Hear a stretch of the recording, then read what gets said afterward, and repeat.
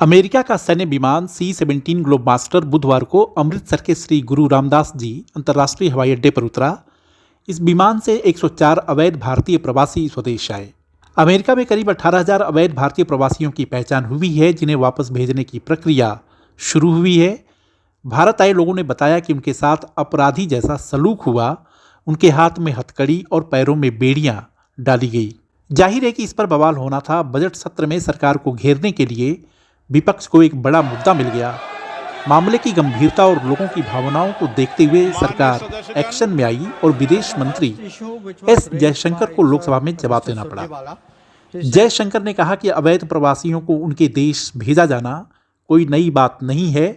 यह नीति केवल एक देश पर लागू नहीं है, यह कई वर्षों से है। हम अमेरिकी सरकार से यह सुनिश्चित करने के लिए बातचीत कर रहे हैं कि वापस लौटे भारतीयों के साथ उड़ान के दौरान किसी भी तरह का दुर्व्यवहार नहीं किया जाए। ट्रंप के दूसरी बार राष्ट्रपति बनने के बाद अमेरिका से आया यह पहला जत्था है। जाहिर है कि 18,000 अवैध प्रवासियों को भारत लाने के लिए अभी कई उड़ानें होंगी और यह प्रक्रिया लंबी होगी। इन सब के बीच यह जानना जरूरी है कि आखिर बिना वैध दस्तावेजों और प्रक्रिया के अवैध प्रवासी अमेरिका कैसे पहुंच जाते हैं, इन्हें सीमा पार कौन कराता है, वहां जाकर ये करते क्या हैं और कहां ठहरते हैं। ऐसे तमाम प्रश्न हैं जो लोगों को परेशान भी करते हैं। रिपोर्टों की माने तो अवैध तरीके से अमेरिका में भारतीयों के दाखिल होने का सिलसिला आज का नहीं है, यह दशकों पुराना है। हाँ, शुरुआत में यह संख्या कम जरूर थी, लेकिन बीते दशकों में इसमें काफ़ी तेजी आ गई है। प्यू रिसर्च की 2024 की रिपोर्ट कहती है कि अमेरिका में 7,25,000 अवैध भारतीय प्रवासी हैं, जिनके पास वैध दस्तावेज नहीं है। हालांकि यह संख्या अमेरिका में अवैध रूप से रहने वाले लोगों की तुलना में काफ़ी कम है। अमेरिका में जितने अवैध प्रवासी अभी हैं, उसमें अवैध भारतीयों की संख्या केवल 3% है। इसी अवैध भारतीय प्रवासियों पर US department of homeland security का डेटा कहता है कि 2022 तक अमेरिका में करीब 2,20,000 अवैध भारतीय रहते थे।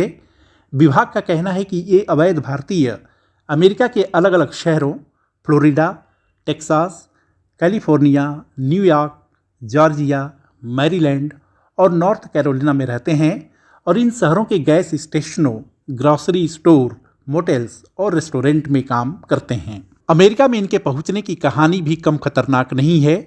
ये यहाँ दाखिल होने के लिए अपनी जान की बाजी तक लगा देते हैं। भारत से निकलने के बाद कई बार तो इन्हें कई वर्षों तक दूसरे देशों में अपनी बारी का इंतजार करना पड़ता है।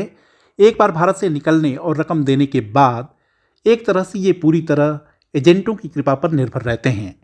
रिपोर्टों के मुताबिक अमेरिका में अवैध रूप से दाखिल होने वाले भारतीयों में गुजरात और पंजाब के लोगों की संख्या सबसे ज़्यादा पाई गई है। ये चोरी छिपे जिन रास्तों से होकर और सीमा पर तैनात सुरक्षा गार्डों को झांसा देकर अमेरिका में दाखिल होते हैं, उसे डंकी रूट्स कहा जाता है। रिपोर्टों की माने तो एजेंट और तस्कर इन्हें टूरिस्ट वीज़ा पर नई दिल्ली और मुंबई से निकाल कर पहले संयुक्त अरब अमीरात लाते हैं। इसके बाद इन्हें लैटिन अमेरिकी देशों वेनेजुएला, निकारागुआ और ग्वाटेमाला पहुंचाते हैं। फिर यहां से ये अमेरिकन मैक्सिको बॉर्डर की तरफ रवाना होते हैं। यह तो हुआ एक रास्ता। अमेरिकी बॉर्डर तक इन्हें पहुंचाने के लिए तस्कर और एजेंट्स दूसरे रास्ते का भी इस्तेमाल करते हैं। ये रास्ता यूरोपीय यूनियन के शेंगेन इलाके से होकर जाता है। यहाँ से ये अवैध प्रवासी नाव, शिपिंग कंटेनर में बैठकर और कुछ पैदल लैटिन अमेरिकी रूट तक पहुँचते हैं। फिर यहाँ से घुसपैठ की उन जगहों या पॉइंट तक सफ़र करते हैं जो काफ़ी खतरनाक और जोखिम भरा होता है। जान की बाजी लगाकर भी अमेरिका में ये दाखिल हो जाएं, इसकी भी गारंटी नहीं है।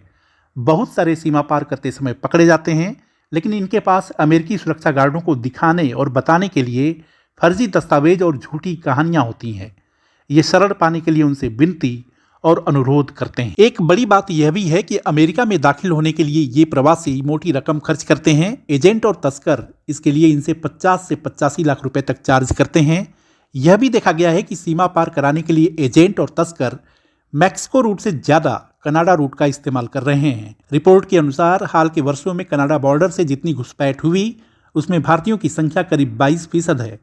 इस आंकड़े को देखें तो साल 2023 में कनाडा बॉर्डर पर 30,010 भारतीय और मैक्सिको बॉर्डर पर 41,770 भारतीय रोके और पकड़े गए। इन अवैध प्रवासियों की संख्या पर US immigration and custom enforcement यानी आईसीई का कहना है कि ऐसे करीब 14 लाख लोग जिन्हें अमेरिका से निकाले जाने का अंतिम आदेश है, उनमें भारतीयों की संख्या 17,940 है।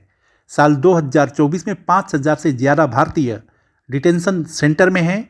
इस दौरान आईसीई ने 2,70,000 अवैध प्रवासियों को 192 देशों यानी जहां से वे आए थे वहां भेजा।